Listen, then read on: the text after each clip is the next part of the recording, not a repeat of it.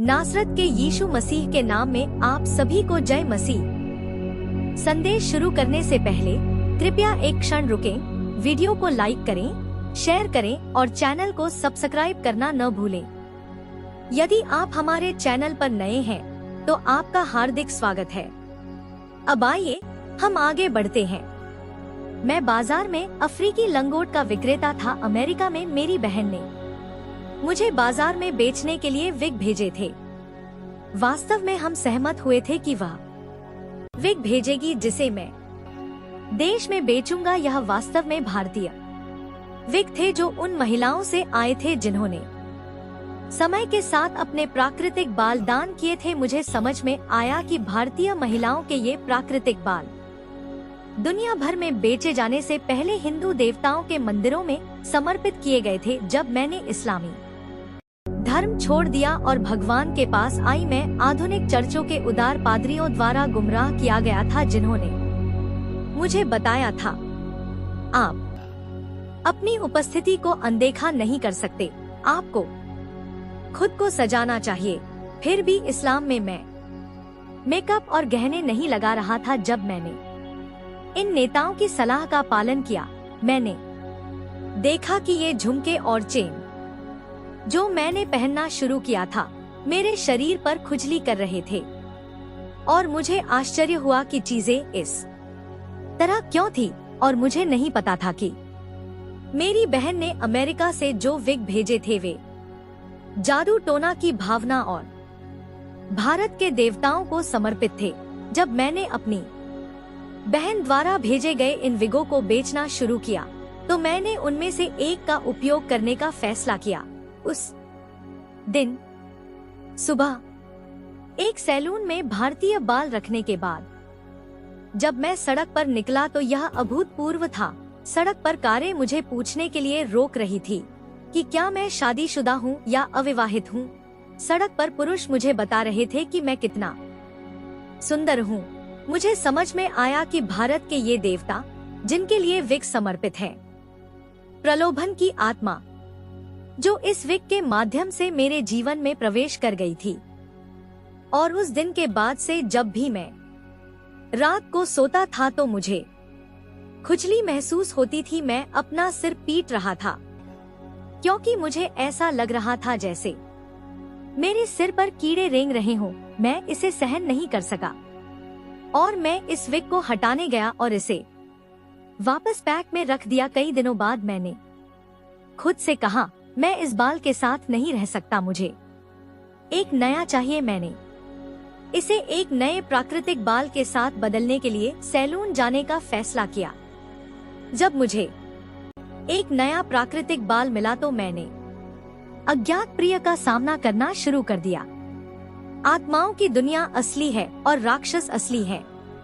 मैं एक गवाह हूँ। मुझे ऐसी जगह से बाहर निकालने के लिए भगवान की स्तुति करो जहाँ कोई भी आदमी मेरी मदद नहीं कर सकता। भगवान वास्तव में प्यार है। मैं मर गया होता और नरक में चला गया होता, मेरा उद्धार भगवान के प्यार से एक तरफा और संप्रभु हस्तक्षेप है। मेरे प्रिय, उस दिन मेरे सिर पर एक नया विग लगाए जाने के बाद मैं घर गया। मैंने बहुत सारे घर का काम किया।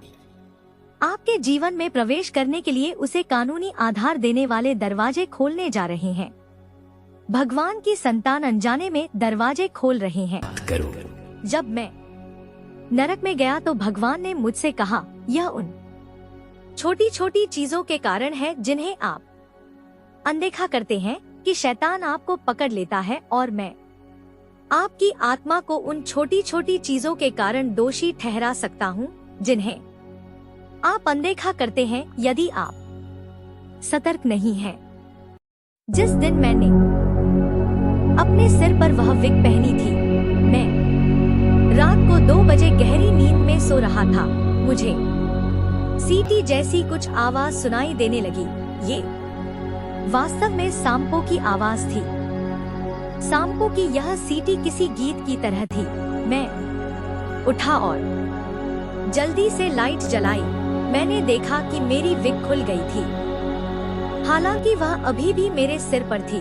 मुझे आश्चर्य हुआ कि मेरे बालों से बंधी विग को किसने हटाया। यह आश्चर्य की बात थी क्योंकि मेरा कमरा बंद था। मैंने कहा, हो सकता है कि हेयर ड्रेसर इस विग को कसकर नहीं बांध पाया हो। फिर भी मुझे याद आया कि सैलून में मैं शिकायत कर रहा था कि वह इसे बहुत कसकर बांध रही है। जैसे ही मैं वापस सोने गया, मैंने फिर से सांपों की सीटी सुनी। जब मैं उठा तो मुझे यकीन हो गया कि यह शैतानी है, कुछ ठीक नहीं है। फिर मैंने सोने का नाटक किया और मैंने अपनी आंखें बंद कर ली और अपने दिल में मैंने कहा, कृपया भगवान मुझे दिखाए कि उन्होंने अपना सिर उठाया और वे सीटी बजा रहे थे और मेरे चेहरे और छाती के हिस्से पर रेंग रहे थे। डर के मारे मैंने चिल्लाया, यीशु मसीह के नाम पर।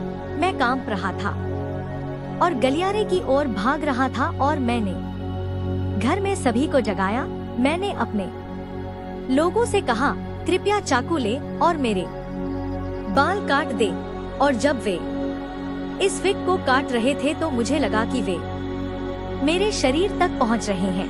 मैंने उन्हें यह बताने से इनकार कर दिया कि मेरी विग सांप की है, हालांकि वे पूछते रहे कि क्या गड़बड़ है। मैंने इस विग को फेंकने का विचार किया क्योंकि रात बहुत हो चुकी थी। मैंने सुबह इसे करने का फैसला किया। मैंने उस विग को अपने बेडरूम की दीवार के कोने पर रख दिया और सो गया। जब मैं सो रहा था तो मुझे हवा के चलने जैसे कंपन सुनाई देने लगे।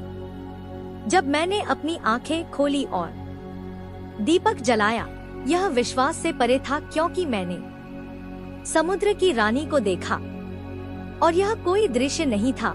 मैंने उसे अपने कमरे में आमने सामने देखा।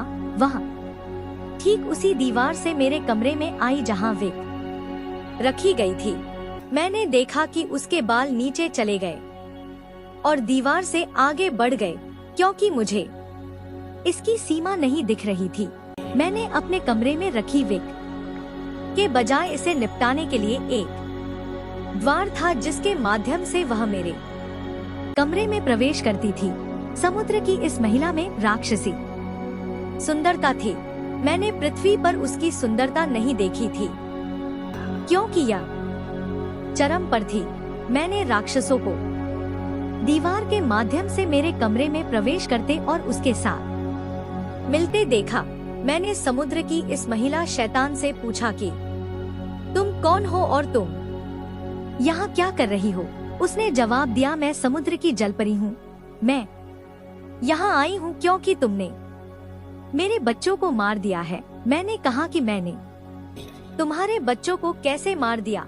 तुम्हें यहाँ नहीं होना चाहिए था क्योंकि मैंने कभी तुम्हारे साथ कोई समझौता नहीं किया है और मैं समुद्र तटों पर नहीं जाती। उसने मुझसे कहा, तुम चुप रहो। तुम कहती हो कि तुमने मेरे बच्चों को नहीं मारा है। वहाँ देखो कि तुमने क्या किया है। जब मैंने देखा कि वह जिस ओर इशारा कर रही थी, मैंने देखा कि एक राक्षस ने मेरी विग ली और उसे फैला दिया। समुद्र की जलपरी ने मुझसे कहा, तुमने यह बाल काटा और मेरे बच्चों को मार डाला और यह मेरे बच्चों का रोना है जिसने मुझे यहाँ आने के लिए मजबूर किया क्योंकि तुमने मेरे बच्चों को नष्ट कर दिया है। तुम देखोगे कि मैं तुम्हारे साथ क्या करूँगी। तुमने 2:00 बजे अपने बाल हटाए, ठीक है, लेकिन क्या तुम देख सकते हो कि तुमने जो विग काटा है वह हमारे निशान पर छोड़ गया है 6 के 6। आपके बालों पर जानवर का निशान है। आपके सिर पर जो महिलाएं विग पहनती हैं, उनके बालों पर शैतान का निशान होता है। इन विगों के माध्यम से वे जल आत्माओं द्वारा नियंत्रित होती हैं। समुद्र की इस महिला ने कहा, तुमने मेरे बच्चों को मार डाला। अब तुम देखोगे कि मैं तुम्हारे साथ क्या करूंगी। और युद्ध उस जल आत्मा के साथ शुरू हुआ जिसने मंत्रोच्चार और अनुष्ठान रीते करना शुरू कर दिया। मैंने भी अपनी आवाज उठाई और उसे पंगु बनाने के लिए प्रार्थना करना शुरू कर दिया। मैंने देखा कि वह कई राक्षसों से जुड़ गई थी जो युद्ध के बीच में मेरे कमरे में प्रवेश कर गए थे। मैंने भगवान की आवाज सुनी जो मुझसे कह रही थी, उनके खिलाफ मेरे खून का आह्वान करो। जब समुद्र की रानी मंत्रोच्चार और अनुष्ठान कर रही थी, तब मैंने उन राक्षसों के विरुद्ध यीशु के रक्त का आह्वान करना शुरू कर दिया जो मुझे पकड़ने की कोशिश कर रहे थे, और मैंने समुद्र की रानी के उन राक्षसों से कहा, मैं तुम पर यीशु के रक्त का छिड़काव करता हूँ। तुरंत मैंने देखा कि यीशु का खून उन्हें घुला रहा था। खून ने शक्तिशाली एसिड की तरह काम किया और राक्षस विकृत हो गए और पूरी तरह से घुल गए। राक्षस वास्तविक है और यीशु का खून वास्तविक है। हम यीशु के नाम और खून के माध्यम से राक्षसों को नष्ट कर सकते हैं। जबकि मैंने इस महिला शैतान से लड़ना जारी रखा और अधिक राक्षस आते रहे, क्योंकि वे असंख्य थे, लेकिन हथियार जो कि यीशु का खून था उन्हें पूरी तरह से घुला रहा था। जैसे जैसे लड़ाई जारी रही, मैं कमजोर महसूस कर रहा था, लेकिन भगवान ने मुझे ताकत दी और भगवान ने मुझे स्वर में प्रार्थना करने के लिए कहा। और जब मैंने स्वर में प्रार्थना करना शुरू किया तो आग की लपटें गिरी और उन सभी को भस्म कर दिया। दुश्मन के खिलाफ विनाश का एक और हथियार है, क्योंकि उसके साथ आए सभी राक्षस आग की लपटों से नष्ट हो गए थे। अब मैं समुद्र की इस देवी के साथ अकेला रह गया था। मैंने भगवान की आवाज सुनी, अब उसे आग भेजो। मैंने अपना हाथ उसकी ओर बढ़ाया और कहा, यीशु मसीह के नाम पर मैं तुम्हें आग से नीचे लाता हूँ और आग के कटोरे को तुम्हें जलाने का आदेश देता हूँ। मादा शैतान अपनी मछली की पूंछ पर आग से पहुँच गई थी और मैंने देखा कि अब उसके पास मछली की पूंछ की जगह मानव पैर थे। ये पैर और पंजे वास्तव में सुंदर थे और जब मैंने उसे और अधिक आग भेजी तो वह अत्यधिक सीटी की तरह एक भेदने वाली आवाज के साथ चिल्लाने लगी। इस मत्स्यांगना की भेदने वाली आवाज इतनी तीव्र थी कि यह मानव के कान के पर्दे को नष्ट कर सकती थी और वह अंततः दीवार में प्रवेश करके भाग गई। मैं अपने बालों पर जानवर के निशान को मिटाने के लिए यीशु के खून का आह्वान करती रही। बाद में मैं सड़क पर कूड़ेदान में उस विक को छोड़ने के लिए बाहर गई। मैं कूड़ेदान की ओर जा रही थी जब मैंने कूड़ेदान के चारों ओर दो राक्षसों को देखा। वे बहुत सारे बालों के साथ बदसूरत थे, जैसे बंदरों की पूंछ थी। वे कूड़ेदान में महिलाओं के पोंछे और लोगों के नाखून इकट्ठा कर रहे थे। जब मैंने यीशु कहा तो वे मेरी ओर देखने के लिए मुड़े और जब मैंने यीशु मसीह का नाम लिया तो वे प्रकाश की गति से भाग गए। उसी समय मैंने भगवान की आवाज सुनी जो मुझसे कह रही थी, यदि आप इसे वहीं छोड़ देंगे तो सुबह कोई इसे ले जाएगा और जला देगा। उस रात मैंने उस विक को जला दिया जो प्राकृतिक बाल और सांप था। उस दिन के बाद से मैंने कभी विग नहीं पहनी, क्योंकि समुद्र की रानी ने कहा कि शैतान का निशान मेरे बालों पर था। मैंने अपने बाल पूरी तरह से कटवा लिए और अपने बाल जला दिए। मैंने प्रार्थना में समय लगाया और इस सांसारिक श्रृंगार से पश्चाताप किया। मैंने भगवान को यह कहते हुए सुना, मेरी बेटी, जब तुम मुस्लिम धर्म में थी तो तुम पवित्र थी, तुम शालीनता से कपड़े पहनती थी और तुम साधारण थी। मुझे वह पहनावा बहुत पसंद था, लेकिन तुम आधुनिकता और चर्चों के आडंबर में गिर गई हो जो मुझसे नहीं आते हैं, क्योंकि तुमने पूरे दिल से ईमानदारी से पश्चाताप किया है। मैंने तुम्हें अलग कर दिया है, हालांकि तुम बाइबल नहीं जानती हो कि मेरे बच्चों में मेरे चुने हुए लोग हैं, मेरे बुलाए हुए लोग भी हैं और वे मेरे अलग हैं। एक बार जब तुम अलग हो जाते हो तो मैं तुम्हें अलग कर देता। रहस्य जो तुम नहीं जानते हो, मैंने अभी तक तुम्हारे साथ समाप्त नहीं किया है। कई दिनों के बाद मैं अपनी प्रार्थना में था जब मैंने प्रभु की श्रव्य आवाज सुनी जो मुझे तैयार रहने के लिए कह रही थी, क्योंकि वह मुझे ऐसी चीजें दिखाएगा जो प्रभु हमेशा अपने लोगों को आत्मा में ले जाने से पहले तैयार करता है। मैं सो रहा था जब मैंने प्रभु द्वारा भेजे गए 2 स्वर्गदूतों को देखा। वे एक ही कपड़े में थे। वे मुझे समुद्र में ले गए और जब हम समुद्र के ऊपर थे तो मैंने समुद्र के बीच में एक भंवर देखा जहां पानी घूम रहा था और समुद्र के नीचे जा रहा था। यह एक नारकीय दृश्य था। प्रभु के स्वर्गदूतों ने मुझसे कहा, हम तुम्हारे साथ समुद्र के अंदर नहीं आ सकते हैं, लेकिन याद रखो कि प्रभु तुम्हारे साथ है। मेरे प्रिय, जब मैं समुद्र के अंदर उतरा तो मैं दंग रह गया, क्योंकि मैंने एक विशाल भूमि देखी। यह वास्तव में एक बहुत बड़ा साम्राज्य था। यह महानगरीय, शहरी और अति जनसंख्या वाला था। समुद्र के नीचे उस दुनिया में कई देश थे। मैं अभिभूत था। मैं यह जानकर आश्चर्यचकित था कि समुद्र के नीचे एक और दुनिया थी जिसमें कई देश और शहर थे।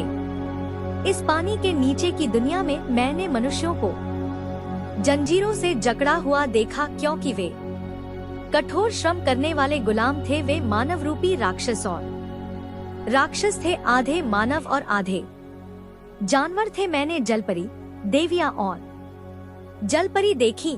वे व्यस्त थी। वे मुझे नहीं देख सकती थी, लेकिन मैं उन्हें देखने में सक्षम थी। मैं प्रभु द्वारा निर्देशित थी। मैंने प्लांट और निर्माण उद्योगों को देखा जहां वे विक, कॉस्मेटिक उत्पाद और लाइटनिंग लोशन डिजाइन कर रहे थे, जिनका उपयोग लोग आइवरी कोस्ट और कई देशों में अपनी त्वचा को हल्का करने के लिए करते थे। मैंने राक्षसों को देखा जो जानवर थे। उनके जानवरों के शरीर से चर्बी ली गई और उन मशीनों में डाल दी गई जो 24 घंटे काम कर रही थी, ताकि पोमेड, सुगंधित मलहम या बालों पर लगाया जाने वाला तेल और तरल साबुन बनाया जा सके। मैं हैरान और अवाक था। मेरा मुंह खुला का खुला रह गया। मैंने ऐसे उद्योग देखे जो कांच और प्लेट बनाते हैं। मैंने अफ्रीकी लंगोटी के जूते और पतलून का निर्माण देखा। इस दुनिया की कई चीजें थी जो इस पानी के नीचे की दुनिया में बनाई गई थी। मैंने ऐसे उद्योग देखे जो इत्र बनाते हैं। सभी इत्र फूलों के माध्यम से नहीं बनाए जाते। अत्यंत विवेकशील बनो और शत्रु की वस्तुओं को फेंक दो। कई दिनों बाद मैं आइवरी कोस्ट के एक शहर में था जब प्रभु ने मुझसे मुलाकात की। उस दिन धरती खुली हुई थी। मैंने देखा कि जमीन कांच की थी। मैंने धरती के निचले क्षेत्र की ओर जाने वाली सीढ़ियों से नीचे उतरना शुरू किया। फिर मैंने देखा कि धरती जो खुली हुई थी वह मेरे पीछे बंद हो गई। मैंने खुद से कहा कि मेरा दम घुट जाएगा, लेकिन मैंने प्रभु को यह कहते हुए सुना, ऐसा नहीं होगा। मैं तुम्हारे साथ हूँ। मैं तुम्हें छिपे हुए रहस्य दिखाना चाहता हूँ। जल्दी से मैंने धरती के नीचे लोगों के एक समूह को देखा जो काले कैसिक्स पहने हुए थे। मैं उनके चेहरे नहीं देख सका। इन लोगों ने पुजारियों की तरह अपने चेहरे ढके हुए थे। उनके कूनों के चारों ओर तार बंधे थे। वे एक मेज के चारों ओर खड़े थे जिस पर एक प्रतीक था जो वास्तव में फ्रीमेसनरी का प्रतीक था। चूंकि मैं नया धर्मांतरित हुआ था, इसलिए मुझे इस प्रतीक का अर्थ नहीं पता था। हम 2005 में थे जब मुझे यह अनुभव हुआ और काले कैसिक्स पहने ये लोग लूसीफर का नाम पुकारते रहे और उसका नाम दोहराते रहे। वास्तव में ये लोग कई देशों के राष्ट्राध्यक्ष थे। उन्होंने अपने विभिन्न ग्रेडों का प्रतिनिधित्व करने वाले विभिन्न कैसिक्स पहने हुए थे और फ्रीमेसनरी में डिग्री प्राप्त करने वाले दुनिया के ये राष्ट्रपति लूसीफर का आह्वान करते रहे। धरती के नरकीय क्षेत्र में अचानक एक दरवाजा खुला और लूसीफर प्रकट हुआ। मैंने देखा कि वह बहुत बड़ा था, उसके पंख थे और वह बदसूरत था। उसके लंबे दांत थे, उसके माथे पर सींग थे। जब वह प्रकट हुआ तो वह उसके लिए तैयार सिंहासन पर बैठ गया। इन नेताओं ने उसकी पूजा करना शुरू कर दिया। फिर सभी को सुनहरे प्याले दिए गए। मैंने देखा कि इन सुनहरे प्यालों पर एक आंख का चित्र था जो होरस की आंख थी। मैं इसे प्राचीन मिस्र की एक डॉक्यूमेंट्री के माध्यम से पहचानने में सक्षम था। जब मैंने इसे डॉक्यूमेंट्री में देखा तो मुझे याद आया कि मैंने राक्षसों और राज्यों के प्रमुखों को लूसीफर की दिशा में प्याला उठाते हुए देखा और उन्होंने कहा, हम हमेशा अनंत काल तक तुम्हारी पूजा करेंगे। लूसीफर शैतान ने अपना सुनहरा प्याला लिया और सभा से कहा, चलो अब पीते हैं। मुझे आश्चर्य हुआ कि वे क्या पी रहे हैं। तुरंत भगवान ने मुझे शैतान के करीब खींचा और मैंने प्याले में एक लाल तरल देखा। पहले तो मुझे लगा कि वे शराब पी रहे हैं, लेकिन मुझे समझ में आया कि वे मानव रक्त पी रहे थे और लूसीफर का सम्मान कर रहे थे। अंत में शैतान ने उन्हें दुनिया पर शासन करने के तरीके के बारे में निर्देश दिए और प्रत्येक राष्ट्राध्यक्ष को अपने देश के लिए निर्देश मिला। शैतान ने उन्हें पीड़ा पहुंचाने और यातायात दुर्घटनाओं के माध्यम से मानव बलि चढ़ाने का निर्देश दिया। लूसीफर ने कहा, मुझे बच्चों की बलि चाहिए। अस्पतालों में जाओ और मुझे बच्चे लाओ। मैं कुंवारी लड़कियों की बलि चाहता हूँ। जैसे जैसे शैतान बोलता रहा, मैं खुद को रोक नहीं सका और मैंने चिल्लाया, इसका क्या मतलब है? यह नहीं होगा। उन्होंने सभी ने मेरी आवाज सुनी और जांचने लगे कि यह कहां से आया है। मैंने लूसीफर की सत्तावादी आवाज सुनी जो कह रही थी, यहाँ एक इंसान है जो अवैध रूप से आया है। अचानक मैंने खुद को अपनी जगह पर पाया और मैंने प्रार्थना करना शुरू कर दिया। आमीन। इस श्रृंखला के अंतिम भाग को देखने और पूरा करने के लिए धन्यवाद। आप सभी पर अनुग्रह हो जिनके पास यीशु मसीह स्वामी के रूप में है। आमीन।